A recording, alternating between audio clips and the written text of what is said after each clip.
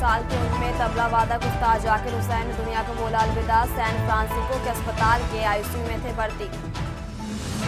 देश भर में आज किसानों का ट्रैक्टर मार्च। पंजाब में नहीं, संयुक्त किसान मोर्चा, किसान मजदूर मोर्चा शामिल। तमिलनाडु में रेल रोकी जाएगी। महाराष्ट्र में 33 कैबिनेट, 6 राज्य मंत्री की शपथ। फडणवीस सरकार के 2 डिप्टी सीएम समेत 42 मंत्री मंत्रिमंडल में। राज्यसभा में संविधान पर चर्चा का पहला दिन। गृह मंत्री अमित शाह शुरुआत कर सकते हैं। लोकसभा में एक देश और एक चुनाव बिल टला। फेयर मीट फैक्ट्री में अमोनिया गैस लीक के चपेट में आने से 7 मजदूर बेहोश, 6 महिलाएं, 1 युवक अस्पताल में भर्ती। एमपी, यूपी, राजस्थान सहित 12 राज्यों में कोल्ड वेव का अलर्ट। मनाली से ज्यादा ठंडा मध्य प्रदेश का पंचमढ़ी। आप देख रहे हैं के न्यूज, खबरों का सारथी। नमस्कार, आप देख रहे हैं देश की बात और मैं हूं आपके साथ अविनारा। तो रुक करते हैं खबरों का और इस वक्त खबर आपको राजधानी लखनऊ से बता रहे, जहां विधानसभा का शीतकालीन सत्र आज से शुरू होगा और एक बड़ी जानकारी आपको बता रहे, जहां सत्र के पहले दिन औपचारिक कार्य सदन में किए जाएंगे। वहीं संभल बहराइच हिंसा का मुद्दा सदन में विपक्ष उठाएगा और इस वक्त बड़ी जानकारी आपको राजधानी लखनऊ से बता रहे हैं, जहां विपक्षी दलों ने सदन में बीजेपी को घेरने की पूरी तैयारी कर ली है और बड़ी जानकारी आपको बता रहे हैं, जहां विधानसभा सत्र के दौरान जोरदार हंगामे के आसार भी दिख रहे हैं। वहीं 17 दिसंबर को सदन में अनुपूरक बजट पेश हो सकता है और एक बड़ी जानकारी आपको बता रहे हैं।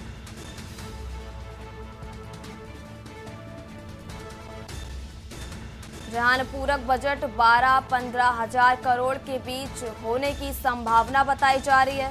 वहीं यूपी कांग्रेस 18 दिसंबर को विधानसभा का घेराव भी करेगी और अहम जानकारी इस वक्त आपको बता रहे, जहां 19 और 20 दिसंबर को सदन में विरोधी और विधानसभा की शीतकालीन सत्र आज से शुरू होगा और एक बड़ी जानकारी आपको बता रहे हैं, जहां वहीं 19 और 20 दिसंबर को सदन में विधायी कार्य होंगे और अहम जानकारी इस वक्त आपको बता रहे हैं।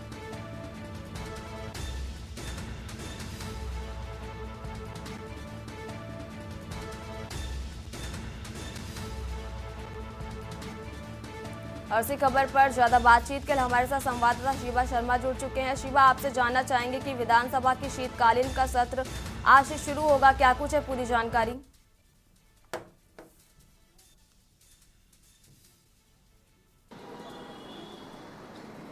देखिए, आज से विधानसभा सत्र का शीतकालीन जो सत्र है वो शुरू होगा और तकरीबन 11 बजे के आसपास सभी राजनीतिक दल जो उत्तर प्रदेश में काबिज हैं, चाहे वो भारतीय जनता पार्टी हो, कांग्रेस पार्टी हो, समाजवादी पार्टी हो, बहुजन समाज पार्टी हो, ये सभी राजनीतिक दलों के साथ और जो दल के जो नेता हैं वो विधानसभा पहुंचेंगे। इसी को लेकर के पूरी तैयारियां पुलिस विभाग की तरफ से, जिला प्रशासन की तरफ से पूरी कर ली गई हैं, क्योंकि हंगामे के आसार बहुत ज़्यादा दिख रहे हैं। समाजवादी पार्टी कानून व्यवस्था को लेकर के, संभल हिंसा को लेकर के और उत्तर प्रदेश में जो बिजली का निजीकरण होने जा रहा है उसको लेकर के तमाम जो विरोधी पक्ष है वो सत्ताधारी पार्टी के खिलाफ हंगामे के आसार भी शुरू कर सकते हैं, पैदा कर सकते हैं। तो वो भी तस्वीरें हमें अंदर विधानसभा से देखने को मिल सकती है। लेकिन जो विधान परिषद का पूरा 4 दिन का जो दौरा है उसमें ये कहा गया है कि जो अनुपूरक बजट जो है उसको पेश करने का, जो अध्यादेश है वो पटल पे रख करके उनको पास कराने का, ये पूरा काम विधानसभा के अंदर होगा। और आज से जो तस्वीरें हमको विधानसभा के अंदर देखने को मिलेगी वो ज्यादातर तस्वीरें हंगामेदार आसार को देखने को मिलेगी, जहां पर विपक्षी दल भारतीय जनता पार्टी को तमाम मुद्दों पर लेकर के घेरते हुए नजर आएगा और उसमें भारतीय जनता पार्टी के नेता भी और तमाम जो मंत्री हैं वो अपने जो जवाब हैं उसके लिए तैयार कर रखेंगे। हमारे पीछे तस्वीरों में आप देख सकते हैं, वे विधानसभा के बाहर की तस्वीरें हैं, जहां पर पुलिस की सुरक्षा व्यवस्था जो है वो पूरी मुस्तैदी के साथ लगाई गई है। तमाम जो लोग हैं वो यहाँ पर तैनात इसीलिए सुबह से किए गए हैं कि जब तक विधानसभा का सत्र आज से लेकर के 4 दिन तक कभी भी 24 घंटे तक ये जो पुलिस की निगरानी है उसमें रहेगा, ताकि जो विरोधी दल है वो किसी भी तरीके बाहर किसी तरीके की जो हंगामे की जो हर साल हम देखते हैं कि जो तस्वीरें देखने को मिलती है वो देखने को ना मिले। जो भी उनको हंगामा करना है या जो भी उनकी अपनी प्रतिक्रिया है वो अंदर ही विधानसभा के अंदर रहे। तो पुलिस की जो पूरी मुस्तैदी है, लोकल इंटेलिजेंस यूनिट है, अफसरों की जो भागदौड़ है वो कल से ही हम देख रहे हैं। खुद DGP, ADG law and order, Lucknow के पुलिस कमिश्नर, उसके साथ साथ लखनऊ के तमाम जो अन्य विधानसभा सुरक्षा से जो जुड़े लोग हैं वो इधर उधर पहरा देते हुए नजर आ रहे हैं और पुलिस की फोर्स के साथ साथ इंटेलिजेंस की पूरी फोर्स यहाँ पर तैनात की गई है। तो ये कहा जा सकता है कि विधानसभा के बाहर की तस्वीरें हैं, इससे ज्यादा और जो पुख्ता जो सुरक्षा है वो विधानसभा के अंदर की है। तो जरूर विधानसभा के अंदर जो आज से सत्र शुरू होगा, यहाँ पर भारतीय जनता पार्टी के साथ साथ तमाम आज और राजनीतिक दल के जो नेता हैं वो देखते हुए नजर आएंगे। उसमें विधानसभा के अंदर हंगामे की तस्वीरें बहुत ज्यादा होंगी। तो अभी कुछ ही देर बाद हम कह सकते हैं कि जो समाजवादी पार्टी के जो नेता हैं, विपक्षी दल के जो नेता हैं, वो यहाँ पर पहुंचेंगे और कानूनी व्यवस्था में बिजली निजीकरण और संभल में जो हिंसा हुई थी उसको लेकर के उत्तर प्रदेश सरकार के ऊपर तमाम सवाल खड़े करते हुए हंगामा कर सकते हैं। जी शिवा, आपसे ये भी जानना चाहेंगे, वहीं महाकुंभ पर केंद्रित अनुपूरक बजट का आकार 12 से 15 हजार करोड़ रुपए के बीच होने की संभावना है। क्या लगता है, महाकुंभ का मुद्दा भी विधानसभा में उठाया जा सकता है?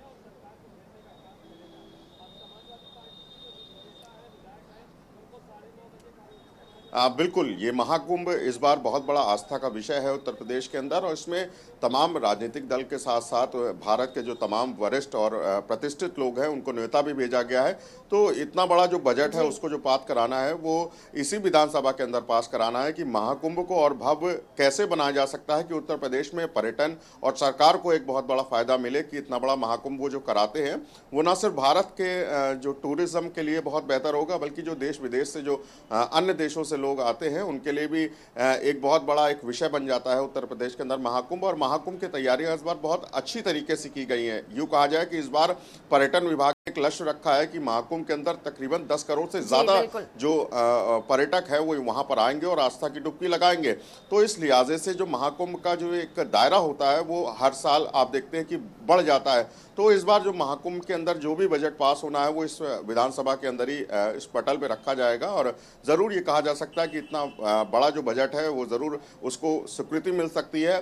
खुद मुख्यमंत्री अगर विधानसभा के अंदर रहेंगे तो तस्वीरें और ज्यादा रोमांचक हो जाती है क्योंकि तमाम जो मुद्दे हैं जब विपक्षी इस पर सवाल खड़े करते हैं तो सरकार जो है उस पर जवाब देती है और ऐसे ही जवाब देखते हुए हमने कई तस्वीरों में देखा है कि मुख्यमंत्री जब उस पर पलटवार करते हैं, जब तमाम बातें कहते हैं तो वो बहुत रोमांचक होती है कि किस तरीके से वो अपनी चीजों को बचाते हैं, अपनी चीजों को रखते हैं और विपक्ष की जो सवाल हैं, जो बातें हैं वो भी हमको देखने को मिलेगी। तो अभी कुछ ही देर का हमको ये कहना है कि इंतजार करना होगा जब विपक्ष के और सरकार के लोग यहाँ पर पहुंचेंगे और वहां पर विधानसभा का जो सत्र की कार्रवाई है वो कुछ ही देर में शुरू होगी। जी शिवा, एक बात और निकलकर सामने आ रही है कि कांग्रेस 18 दिसंबर को उत्तर प्रदेश विधानसभा का घेराव करेगी।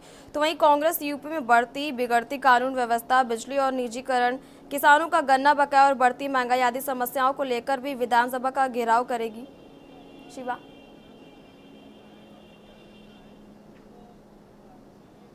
देखिए 4 दिन विधानसभा का सत्र चलना है और रूटीन के जो कार्यक्रम हैं वो तमाम अलग अलग राजनीतिक दलों ने तैयार कर रखे हैं, चाहे वो समाजवादी पार्टी हो चाहे कांग्रेस पार्टी हो, क्योंकि इंडिया गठबंधन का हिस्सा भी है। तो तमाम जो लोग हैं वो अपनी रणनीति तैयार करके रखे हुए हैं और इन 4-4 दिन के अंदर क्या क्या लोगों को करना है ये तमाम राजनीतिक दल सोच के रखे हैं। तो तमाम जो उत्तर प्रदेश के अंदर जो किसानों की या बिजली की या किसी भी तरीके की जो समस्याएं हैं वो कांग्रेस पार्टी अपने अपने तरीके से उठाएगी, चाहे वो धरना प्रदर्शन हो या विधानसभा के बाहर हंगामे की बात हो या तमाम तस्वीरें आप देखते हैं कि लोग जो विधायक हैं, जो मंत्री हैं, पूर्व सरकार में रहे हैं, वो साइकिल से आ जाते हैं। कुछ लोग सिलेंडर की महंगाई को लेकर के सिलेंडर लेकर के आ जाते हैं। तो इस तरीके की तस्वीरें हमको देखने को मिलेगी। तो चाहे वो आज की तारीख को 16 तारीख या फिर आखिरी दिन जो 4 दिन तक विधानसभा का सत्र चलना उसकी तारीख को अलग अलग राजनीतिक दल अपने हिसाब से कार्यक्रम बना करके रखे हैं। और जरूर ये कहा जा सकता है कि चाहे वो कांग्रेस पार्टी हो या समाजवादी पार्टी हो, अपने अपने तरीके से उत्तर प्रदेश सरकार के लिए जो विरोध है वो अपना दर्ज कराएगी, चाहे वो विधानसभा के बाहर की तस्वीरें हो या फिर अंदर पटल की तस्वीरें हो। चलिए शिवाजी, आपका बहुत बहुत शुक्रिया अधिक जानकारी हमारे दर्शकों के साथ साझा करने के लिए। और एक बड़ी जानकारी इस वक्त आपको राजधानी लखनऊ से बता रहे हैं, जहां विपक्षी दलों ने सदन में बीजेपी को घेरने की तैयारियां भी कर ली है। वहीं विधानसभा सत्र के दौरान जोरदार हंगामे के भी आसार सामने आ रहे हैं। वहीं 17 दिसंबर को सदन में अनुपूरक बजट को पेश भी हो सकता है। और एक बड़ी जानकारी इस वक्त आपको बता रहे हैं, जहां यूपी कांग्रेस 18 दिसंबर को विधानसभा का घेराव भी करेगी।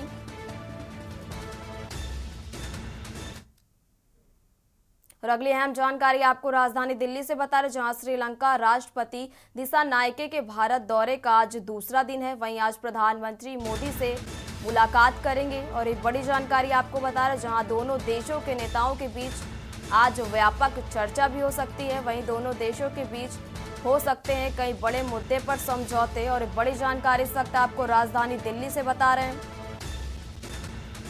जहां दोनों देशों के बीच कई मुद्दों पर समझौते भी हो सकते हैं। और अहम जानकारी आपको बता रहे हैं, जहां श्रीलंका राष्ट्रपति दिसानायके के भारत दौरे का आज दूसरा दिन है। वहीं आज प्रधानमंत्री मोदी से मुलाकात करेंगे दिसानायके। और बड़ी जानकारी इस वक्त आपको दिल्ली से बता रहे हैं, जहां दोनों देशों के नेताओं के बीच में आज व्यापक चर्चा हो सकती है। और अहम जानकारी आपको बता रहे हैं,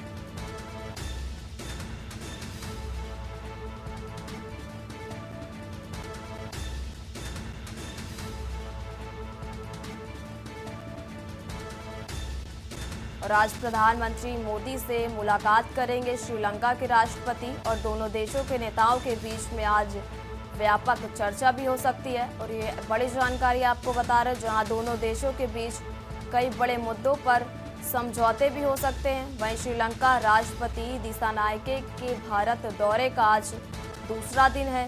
और आज प्रधानमंत्री मोदी से मुलाकात करेंगे दिसानायके। और एक बड़ी जानकारी आपको इस वक्त बता रहे हैं, जहां दोनों देशों के नेताओं के बीच में आज व्यापक चर्चा होगी। और दोनों देशों के बीच कई बड़े मुद्दों पर समझौते भी हो सकते हैं। और एक बड़ी जानकारी इस वक्त आपको दिल्ली से बता रहे हैं, जहां श्रीलंका राष्ट्रपति के भारत दौरे का आज दूसरा दिन है। वहीं आज पीएम मोदी से मुलाकात करेंगे श्रीलंका के राष्ट्रपति। और दोनों देशों के नेताओं के बीच आज व्यापक चर्चा भी हो सकती है।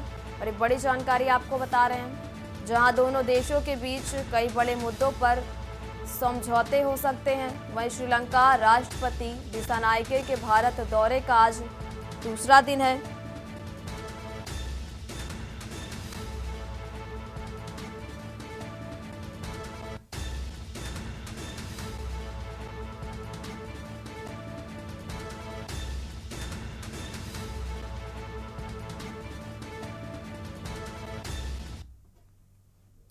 देश की बात में बढ़ते हैं अगली खबर की ओर। अलीगढ़ से इस वक्त की बड़ी खबर आपको बता रहे, जहां फेयर मीट फैक्ट्री में अमोनिया गैस लीक के चपेट में आने से 7 मजदूर बेहोश हो गए। और बड़ी जानकारी इस वक्त आपको बता रहे, जहां 6 महिलाएं और युवक अस्पताल में भर्ती। वहीं मामले की जानकारी पुलिस प्रशासन को दी गई, जिसके बाद मौके पर प्रशासन के लोग पहुंचे। और मामले की जानकारी पुलिस प्रशासन को दी गई, जिसके बाद मौके पर प्रशासन के लोग पहुंचे। और एक बड़ी जानकारी इस वक्त आपको अलीगढ़ से बता रहे हैं, जहां फेयर मीट फैक्ट्री में अमोनिया गैस लीक हुई। और एक बड़ी जानकारी आपको बता रहे हैं, जहां गैस लीक की चपेट में आने से 7 मजदूर बेहोश हो गए।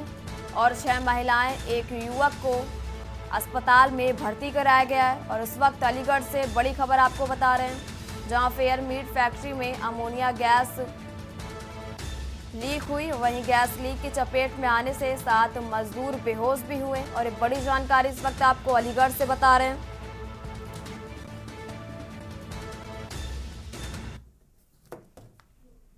अगली खबर आपको रायबरेली से बता रहे, जहां एसपी ने चलाई तबादला एक्सप्रेस। वहीं 56 पुलिसकर्मियों के कार्यक्षेत्र में बदलाव किया गया है। और 14 उप निरीक्षकों के कार्यक्षेत्र में बदलाव किया गया है। वहीं मुख्य आर्ची के कार्यक्षेत्र में भी बदलाव किया गया है।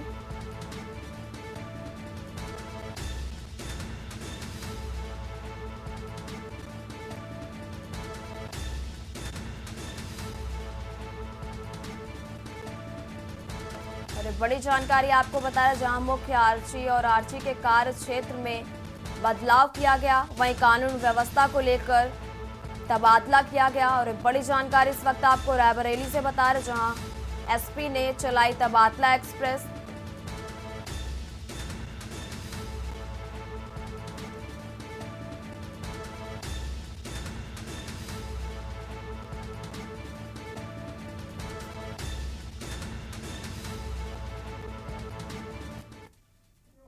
फिलहाल यहां रुकेंगे एक छोटे से ब्रेक के लिए, जल्द हाजिर होंगे। ब्रेक के बाद एक बार फिर रुक करते हैं खबरों का। और इस वक्त बड़ी जानकारी आपको राजधानी दिल्ली से बता रहे, और उसके बीच दिल्ली से खबर आपको बता रहे, जहां राज्यसभा में संविधान पर चर्चा होगी आज। और एक बड़ी जानकारी आपको बता रहे, जहां चर्चा की बीजेपी की ओर से जेपी नड्डा शुरुआत करेंगे और एक बड़ी जानकारी आपको बता रहे हैं। और आखिर में अमित शाह चर्चा का राज्यसभा में जवाब देंगे और एक बड़ी जानकारी आपको बता रहे हैं, जहां विपक्ष की ओर से मल्लिकार्जुन खड़गे चर्चा की शुरुआत करेंगे और वहीं राज्यसभा में संविधान पर आज चर्चा होगी। और ये बड़ी जानकारी आपको बता रहे हैं, जहां चर्चा की बीजेपी की ओर से जेपी नड्डा शुरुआत करेंगे। वहीं आखिर में अमित शाह चर्चा का राज्यसभा में जवाब भी देंगे और एक बड़ी जानकारी आपको बता रहे हैं, जहां मल्लिकार्जुन खड़गे चर्चा की शुरुआत करेंगे और राज्यसभा में संविधान पर आज चर्चा होगी। वहीं चर्चा की बीजेपी की ओर से जेपी नड्डा शुरुआत करेंगे।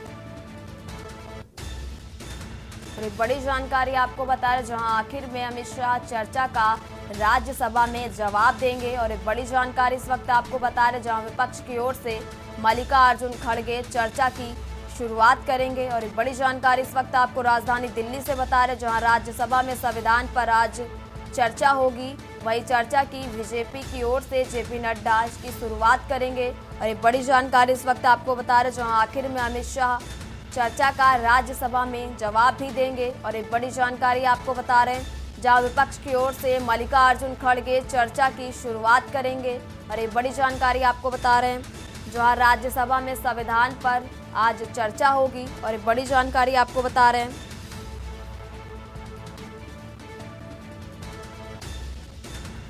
और इसी खबर पर ज्यादा जानकारी के लिए हमारे साथ विशेष संवाददाता अखिलेश सिंह जुड़े हुए। अखिलेश जी, आपसे जानना चाहेंगे, राज्यसभा में संविधान पर आज चर्चा होगी और बीजेपी की तरफ से जेपी नड्डा इसकी शुरुआत करेंगे, क्या कुछ है पूरी जानकारी?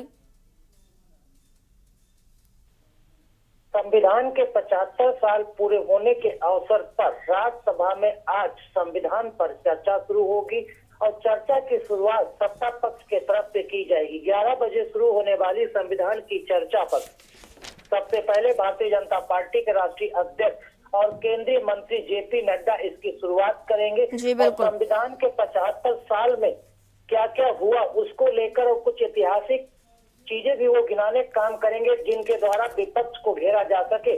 वहीं अगर बात की जाए तो संविधान की चर्चा 16 दिसंबर और 17 दिसंबर को होना है। जो 17 दिसंबर को संविधान की चर्चा समाप्त होगी, उस चर्चा के दौरान समापन के समय में केंद्रीय गृह मंत्री अमित शाह का संबोधन होगा और अमित शाह इस पर चर्चा करेंगे।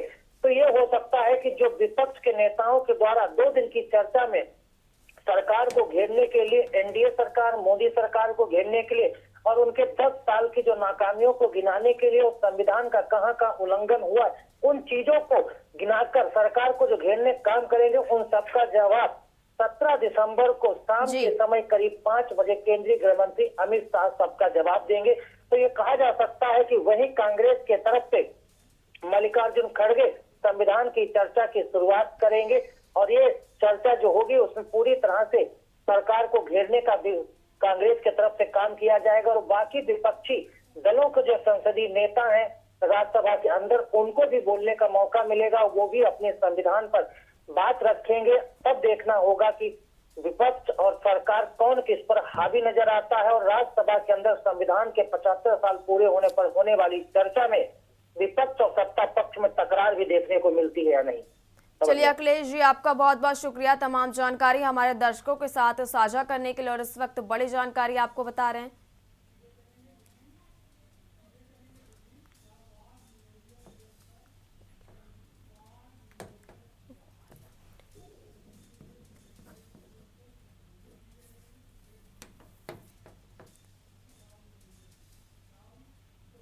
अब सीधे रुक करते दिल्ली का, जहां वॉर मेमोरियल शहीदों को श्रद्धांजलि दी जा रही है। अब सीधे तस्वीरें आपको दिखाते हैं।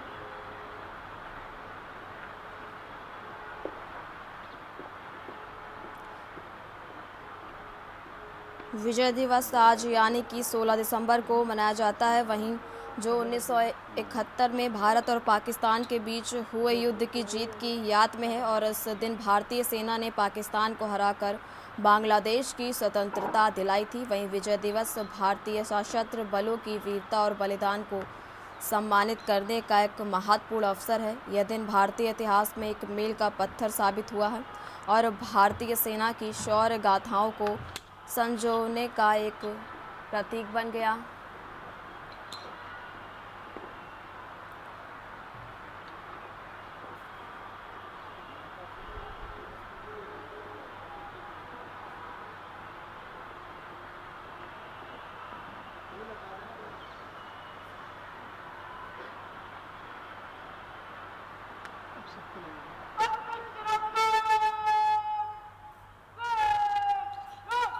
और तस्वीरें आप सीधे टीवी स्क्रीन पर देख सकते हैं।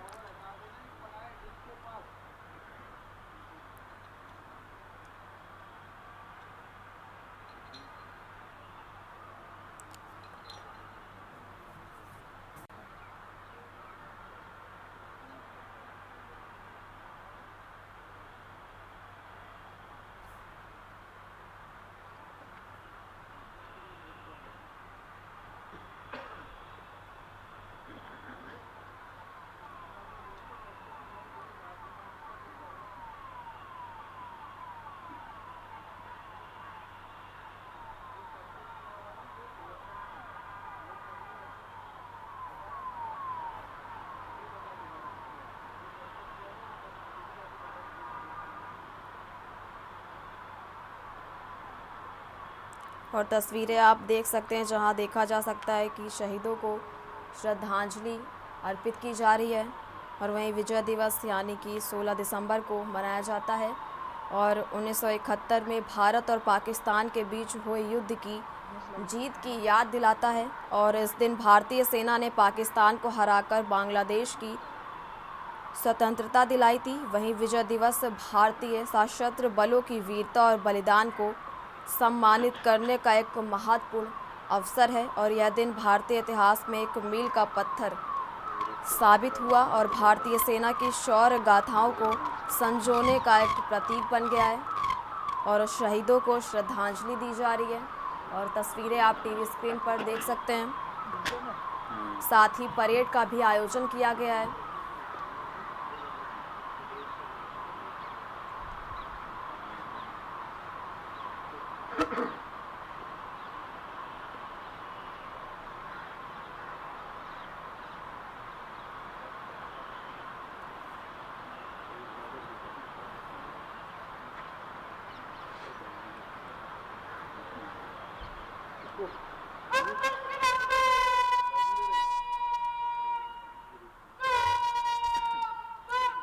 बता दें 4 दिसंबर 1971 को भारत ने ऑपरेशन ट्राइडेंट शुरू किया और पूर्व पाकिस्तान में भारतीय सेना ने पाकिस्तान की सेना को मुंह तोड़ जवाब दिया और 16 दिसंबर 1971 को नए राष्ट्र के रूप में बांग्लादेश का जन्म हुआ। और आज के समय भले ही बांग्लादेश एक राष्ट्र है, लेकिन इतिहास में झांके तो यह देश भी एक समय भारत का हिस्सा हुआ करता था।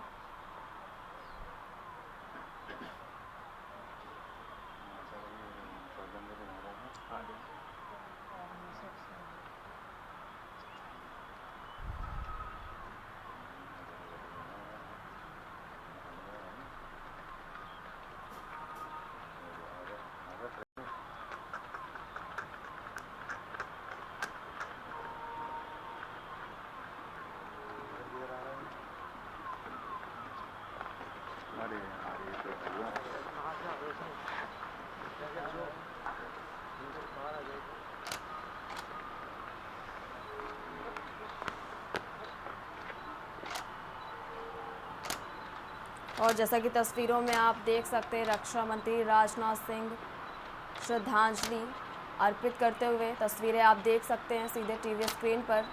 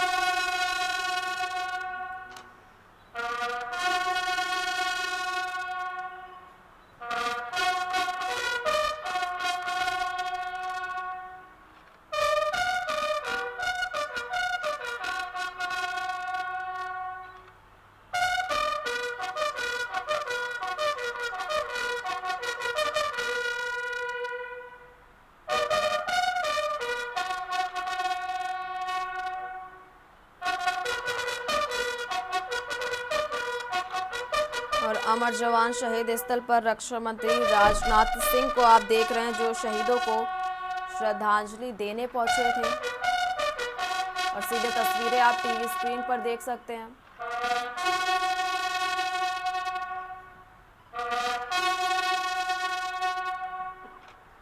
जहां रक्षा मंत्री राजनाथ सिंह ने श्रद्धांजलि अर्पित की है।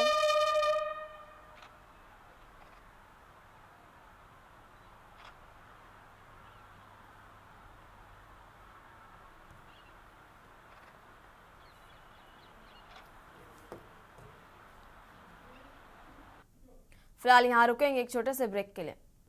ब्रेक के बाद एक बार फिर रुक करते खबरों का, और इस बीच दिल्ली से आपको बड़ी खबर आपको बता रहे, जहां ठंड का कहर लगातार जारी है। वहीं पर दिल्ली में तापमान गिरने से लोग अलाव का सहारा ले रहे हैं। और एक बड़ी जानकारी इस वक्त आपको राजधानी दिल्ली से बता रहे, जहां मौसम विभाग ने के अनुसार 7 डिग्री पारा पहुंचा। और एक बड़ी जानकारी आपको बता रहे, जहां दिल्ली के कई हिस्सों में तापमान पहुंचा 7 डिग्री।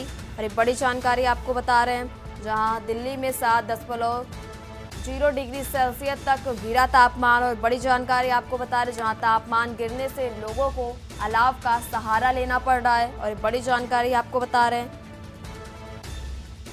जहां दिल्ली में कड़ाके की ठंड का कहर देखने को मिल रहा है।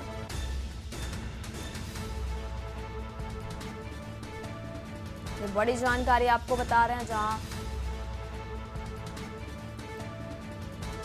तापमान गिरने से लोग अलाव का सहारा ले रहे हैं। और बड़ी जानकारी आपको बता रहे हैं, जहां मौसम विभाग के अनुसार 7 डिग्री पारा पहुंचा। एक बड़ी जानकारी आपको बता रहे हैं, जहां दिल्ली के कई हिस्सों में तापमान पहुंचा 7 डिग्री।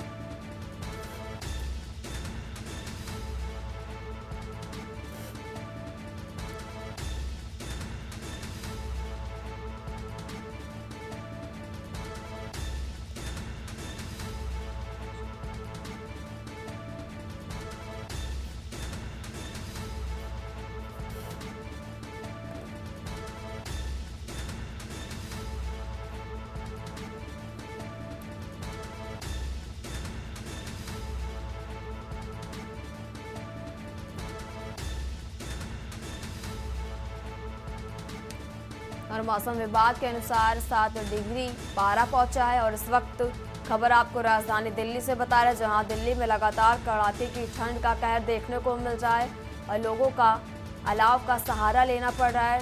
और ये बढ़ती ठंड का कहर लगातार जारी है दिल्ली में, और तापमान गिरने से लोगों को अलाव का सहारा भी लेना पड़ रहा है। और एक बड़ी जानकारी आपको बता रहे, जहां मौसम विभाग के अनुसार 7 डिग्री पारा पहुंचा है। और उस वक्त खबर आपको राजधानी दिल्ली से बता रहे हैं, जहां दिल्ली के कई हिस्सों में लगातार ठंड का कहर। वहीं दिल्ली में 7.0 डिग्री सेल्सियस तक तापमान गिरा। और एक बड़ी जानकारी आपको बता रहे हैं, जहां तापमान गिरने से लोगों को अलाव का सहारा भी लेना पड़ रहा है। वहीं मौसम विभाग के अनुसार 7 डिग्री पारा पहुंचा है। और एक बड़ी जानकारी आपको बता रहे हैं। और इसी खबर पर ज्यादा जानकारी के लिए हमारे साथ विशेष संवाददाता अखिलेश सिंह जुड़े हुए हैं। अखिलेश जी, आपसे जानना चाहेंगे, दिल्ली एनसीआर में हवा की रफ्तार कमजोर पड़ने से आबोहवा एक बार फिर जानलेवा हो गई है। वहीं रविवार की तरह सोमवार को भी AQI 300 से 400 के बीच दर्ज किया गया, जो कि बहुत गंभीर श्रेणी में आता है और लगातार ठंड देखने को मिल रही है। अखिलेश जी, दिल्ली एनसीआर में लगातार घना कोहरा होने की वजह से और धुंधली परत छाई रहने की वजह से वायु प्रदूषण बना हुआ है। और वायु प्रदूषण बढ़ने की वजह से पतली धुंध को बताया जा रहा है। इसके साथ ही साथ ये भी कहा जा रहा है कि दिल्ली के अंदर शीतलहर है, ठिठुरन बड़ी है। सर्दी के ज्यादा बढ़ने की वजह से दिल्ली के कई इलाकों में जहां लकड़ी को जलाया जा रहा है, लोग अलाव जला रहे हैं। अलाव जलाने की वजह से जो दिल्ली के बाहरी इलाके ग्रामीण क्षेत्र के हैं, जहां पर पुलिस प्रशासन और इसकी ज्यादा निगरानी नहीं रहती है, उन इलाकों में लकड़ी जलाने की वजह से एक बार फिर प्रदूषण का वायु गुणवत्ता सूचकांक बढ़ा है। और जो करीब 300 और 400 के बीच में दर्ज किया जा रहा है। मौसम विभाग लगातार ये कह रहा है कि वायु गुणवत्ता सूचकांक जो पहले खराब श्रेणी में चल रहा था, वो मध्यम पहुंचा था और सुधार होने की उम्मीद लगातार बढ़ रही थी, लेकिन एक बार फिर ये मध्यम से खराब श्रेणी में पहुंच गया है। इसकी वजह सीधा तो सीधा है कि दिल्ली के अंदर एक बार फिर वायु प्रदूषण बढ़ रहा है। अवन्या जी। और आईएमडी के अनुसार रविवार को दिल्ली में अधिकतम तापमान 23.2 डिग्री सेल्सियस दर्ज किया गया और जो सामान्य से है वो 2 डिग्री कम था। साथ ही आदर्शता का स्तर 91 से 45% के बीच रहा। वहीं मौसम विभाग और प्रशासन की तरफ से और क्या कुछ? देखिए, दिल्ली के अंदर लगातार तापमान का पारा गिर रहा है, सर्दियां बढ़ रही हैं, ठिठुरन बढ़ रही है। इसके लिए दिल्ली सरकार की तरफ से तमाम तैयारियां की गई हैं कि दिल्ली के अंदर चलने वाली शीतलहर और तापमान का पारा गिरने से अगर आज देखा जाए तो दिल्ली के तमाम ऐसे इलाके हैं जहां तक तापमान का पारा करीब 7 डिग्री सेल्सियस तक पहुंच गया और 7 डिग्री सेल्सियस तक पहुंचे तापमान को लेकर सरकार के तरफ से उन लोगों के लिए बड़ी अच्छी व्यवस्था की गई है। रैन बसेरा बनाए गए हैं जहां पर गद्दों की व्यवस्था की गई है, कंबल की व्यवस्था की गई है, बाकायदा तख्त और बेड लगाए गए हैं ताकि बेसहारा लोग जो फुटपाथ पर सोते हैं, सड़कों पर सोते हैं, खुले आसमान में सोते हैं, उनको वहां से उठाकर रैन बसेरों में भेजा जा रहा है और किसी को सड़कों पर सोने नहीं दिया जा रहा ताकि जान माल का नुकसान हो सके। तो सरकार लगातार लोगों के जान माल नुकसान से बचाने के लिए रैन बसेरों में अच्छी व्यवस्था कर रही है ताकि किसी की भी शीतलहर या सर्दी की वजह से ठंड ना जाए और तापमान अभी 7 तक पहुंचा है, इसके आगे गिरने की अभी और उम्मीद है। चलिए अखिलेश जी, आपका बहुत बहुत शुक्रिया अधिक जानकारी साझा करने के लिए। और एक बड़ी जानकारी इस वक्त आपको राजधानी दिल्ली से बता रहे, जहां लगातार ठंड का कहर देखने को मिल रहा है, वहीं लोगों को अलाव का सहारा भी लेना पड़ रहा है। वहीं मौसम विभाग के अनुसार 7 डिग्री पारा पहुंचा है। और एक बड़ी जानकारी आपको बता रहे, जहाँ दिल्ली के कई हिस्सों में तापमान पहुंचा है 7 डिग्री सेल्सियस। और एक बड़ी जानकारी आपको बता रहे हैं, जहां दिल्ली में 7 डिग्री सेल्सियस तक गिरा तापमान। वहीं तापमान गिरने से लोगों को अलाव का सहारा भी लेना पड़ रहा है। और एक बड़ी जानकारी आपको बता रहे हैं, जहां मौसम विभाग के अनुसार 7 डिग्री पहुंचा पारा। और एक बड़ी जानकारी इस वक्त आपको राजधानी दिल्ली से बता रहे हैं, जहां दिल्ली के कई हिस्सों में तापमान पहुंचा 7 डिग्री सेल्सियस।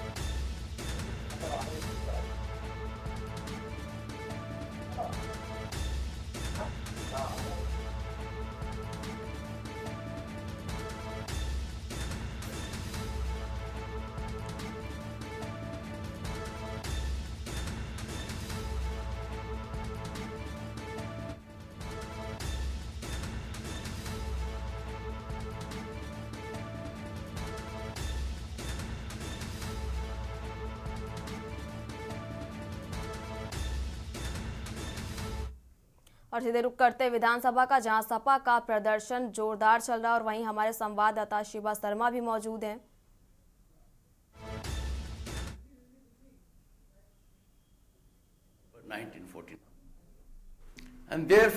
सरकार कर रही है उसका हम लोग कड़ा विरोध करते हैं और सरकार को किसी भी कीमत में बिजली का निजीकरण नहीं देंगे। अगर सरकार निजीकरण करेगी तो हम लोग उसके खिलाफ संघर्ष करने का काम करेंगे। और जो समाजवादी पार्टी के जो नेता हैं वो यहाँ पर लगातार धरने पर बैठे हुए हैं। तस्वीरों में आप देखिए कि किस तरीके से विधानसभा ही प्रीमाइसेस के अंदर समाजवादी पार्टी के नेता हाथों में तख्ती लेकर के खड़े हुए हैं और ऐतराज जता रहे हैं सरकार के खिलाफ। आप एक बैनर अगर हमारे कैमरामैन से कहेंगे कि जूम करके दिखाएंगे तो उसमें लाइनें पढ़ में आ जाएंगी कि किस तरीके से ये विरोध किस तरीके का जता रहे हैं। संभल में भाजपाइयों का षड्यंत्र, दंगे कराने में जुटा पूरा तंत्र। भाजपा सरकार के ऊपर संभल में जो हिंसा हुई है उसका आरोप लगा रहे हैं और कह रहे हैं षड्यंत्र के तहत ये पूरा जो ताना बाना था वो बुना गया है।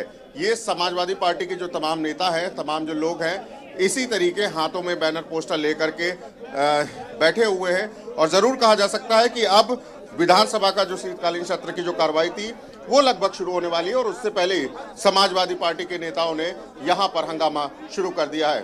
वीडियो जर्नलिस्ट आदित्य के साथ शिवा शर्मा, के न्यूज लखनऊ।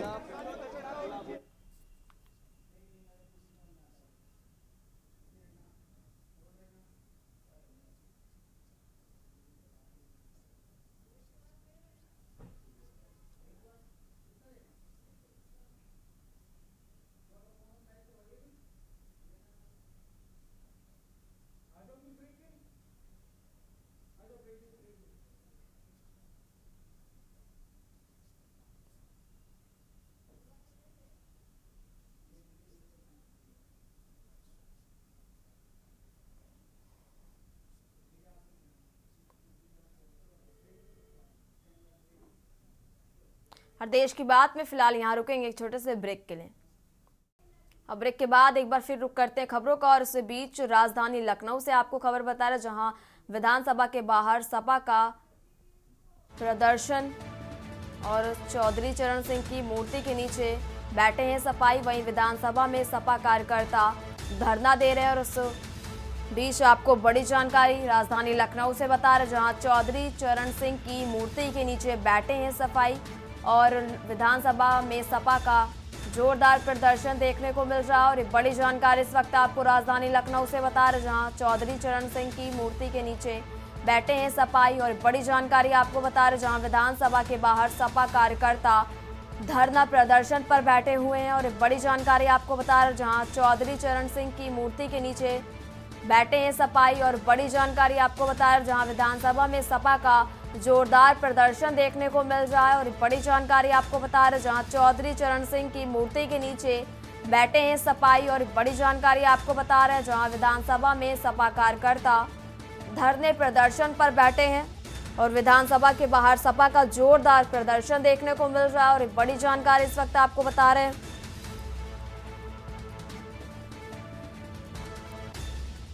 जहां विधानसभा के बाहर सपा कार्यकर्ता धरना प्रदर्शन पर बैठे हुए हैं।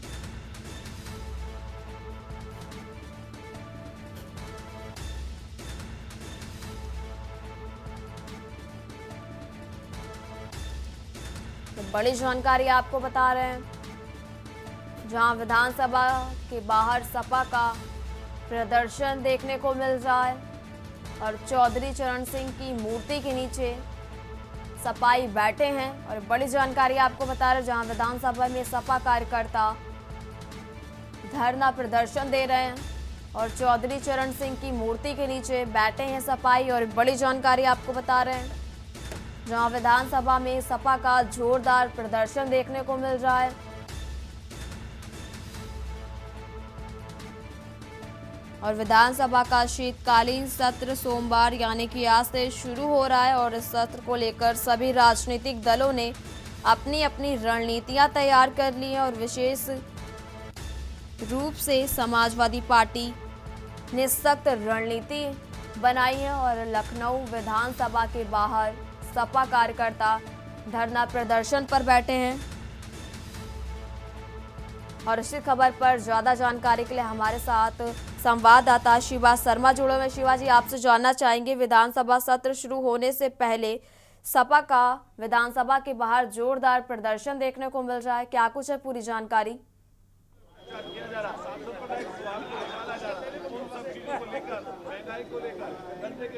देखिए, कानून व्यवस्था को लेकर के और किसानों की समस्याओं को लेकर के समाजवादी पार्टी के तमाम जो नेता है वो विधानसभा के अंदर ही चौधरी चरण सिंह की जो मूर्ति है उसके बाहर हाथों में बैनर पोस्टर लेकर के यूपी सरकार के खिलाफ धरना प्रदर्शन दे रहे हैं। आप हमारे पीछे डायरेक्ट ये तस्वीरें देख सकते हैं कि ये वो समाजवादी पार्टी के नेता है जो अभी कुछ ही देर पहले विधानसभा के अंदर पहुंचे हैं और चौधरी चरण सिंह की मूर्ति के नीचे तमाम समस्याओं को लेकर के जो उत्तर प्रदेश के अंदर लगभग सबसे ज्यादा जो कानून व्यवस्था का मुद्दा है उसको लेकर के ये बैठे हुए हैं। और जो संभल में हिंसा जो बीते दिनों हुई है जिसमें कई लोगों की मौत हुई है और वो सरकार के लिए एक बहुत बड़ा एक हाईलाइटर बना था और उसको लेकर के समाजवादी पार्टी की जो तमाम नेता है वो इस वक्त सरकार को घेरने की तैयारी में है।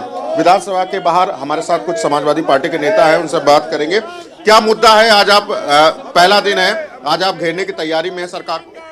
सर, सच्चाई ये है कि जो वर्तमान सरकार है ये परम पूज्य बाबा साहब के संविधान को खत्म करना चाहती है। आपने संभल की घटना देखी होगी, आपने मणिपुर की घटना देखी होगी, उस पर नहीं बोलना चाहते। अपने आप को बहुत ही सुंदर बनना चाहते हैं, छात्रों को नौकरी नहीं देना चाहते, अच्छी एजुकेशन नहीं देना चाहते, अच्छा स्वास्थ्य नहीं देना चाहते गरीबों को। ये गरीबों को ठगना चाहते हैं। ये ठग हैं और ये ऐसे ठग हैं जो कि अपने घर से कभी प्रधान नहीं बन सकते।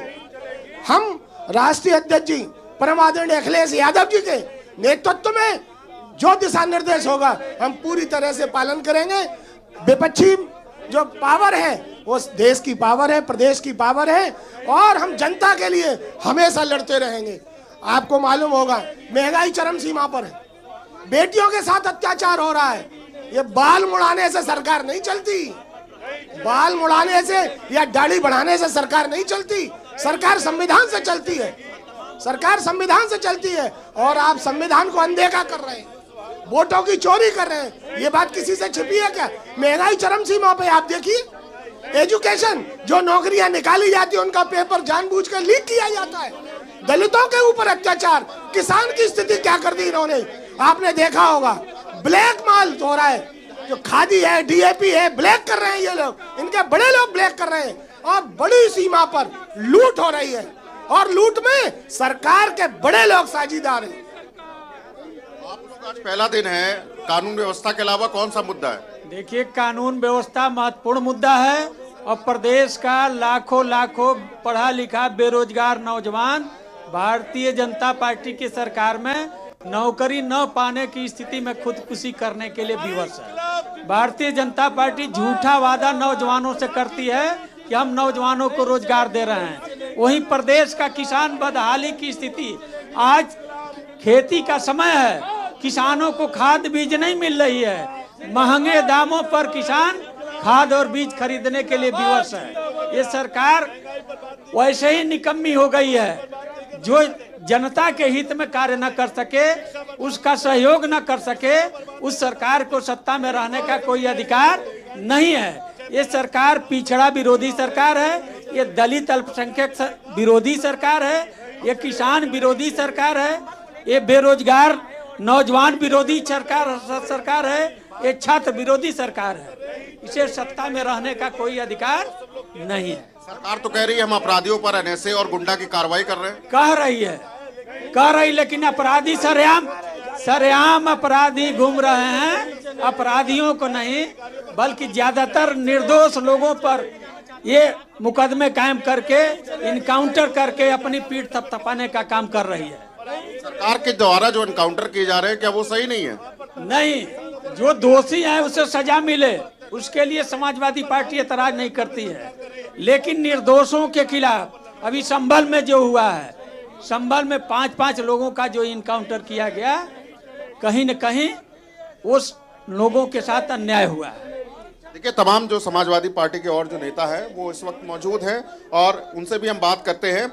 लगातार सरकारी अपराधियों पर कार्रवाई कर रही है, तो क्या कानून व्यवस्था के मुद्दे से भी असंतुष्ट है?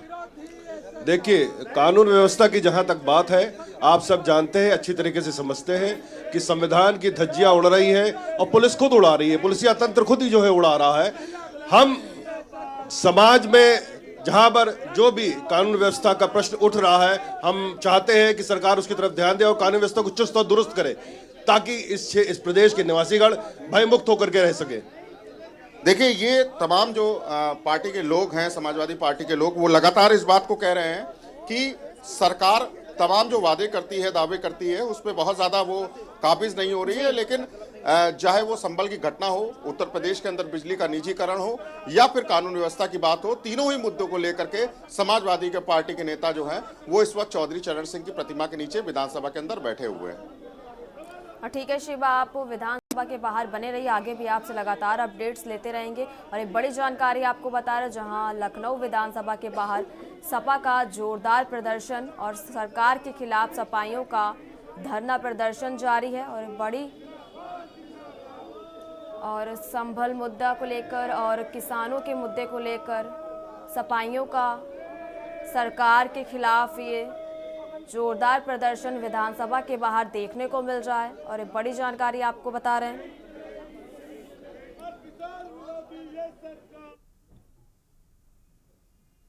और देश की बात में फिलहाल इतना ही। आप देखते रहिए के न्यूज़ इंडिया। नमस्कार। आप देख रहे हैं के न्यूज़, खबरों का सारथी।